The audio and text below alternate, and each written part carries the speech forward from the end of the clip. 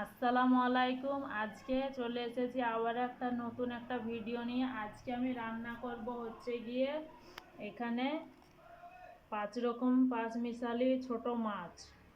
এখানে আছে ট্যাংরারি মাছ, বাটা মাছ এবং ময়া মাছ আর চিংড়ি মাছ, সব রকম মিশেল একটা মাছ, সব রকম মিক্স। তাই এইটা আমি এখন রান্না করব। তার জন্য আমাকে লাগবে এখানে হচ্ছে পেঁয়াজ কুচি, টমেটো কুচি, কাঁচা লঙ্কা কুচি, এখানে আছে আদা রসুন বাটা, হলুদ, লঙ্কা গুঁড়ো, জিরে গুঁড়ো, নুন, তেল। চলুন তাহলে কিভাবে রান্নাটা করব দেখে নেওয়া যাক। এই যে এখানে রেখেছি আমি কড়াইয়ের মধ্যে এখন দিব আমি হচ্ছে এই পেঁয়াজ, আদা রসুন বাটা, লঙ্কা কুচি এবং টমেটো কুচি সব দিব। তার সঙ্গে এই মশলাগুলোও দিয়ে দেব। এবার দেব পরিমাণ মতো তেল।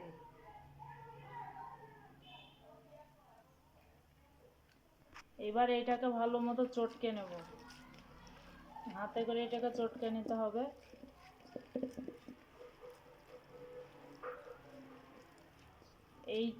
এই ছোট মাছটা 5 রকমের ছোট মাছ রান্নার প্রসেসটা ঠিক এই রকমই করতে হবে, তবে খেতে অনেক টেস্টি হবে।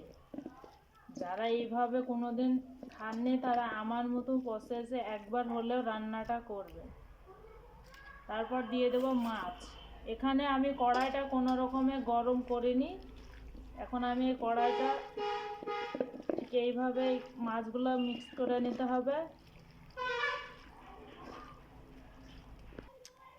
এই যে আমার মাছটা খুব ভালো মতো মিক্স হয়ে গেছে। এখন এর মধ্যে দিয়ে দেবো পরিমাণ মতো পানি।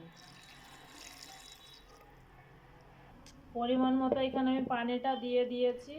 এই যে এবার এইটা আমি এখন গ্যাসের চুলায় চাপিয়ে দেব। চলুন তাহলে কিভাবে হবে দেখে নেওয়া যাক।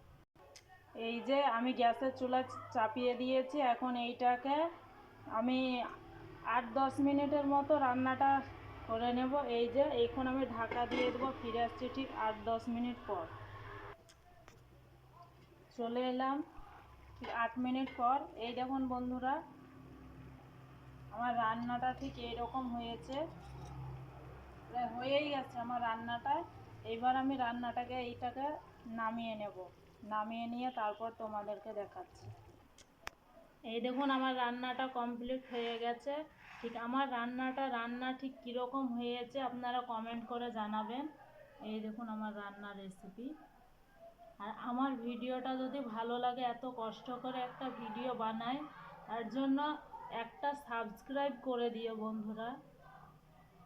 আর যারা অলরেডি সাবস্ক্রাইব করে রেখেছো তাদেরকে অসংখ্য অসংখ্য ধন্যবাদ। তারা একটা লাইক করে দিন। আজকে আমি রান্নাটা ঠিক এই প্রসেসে করেছি।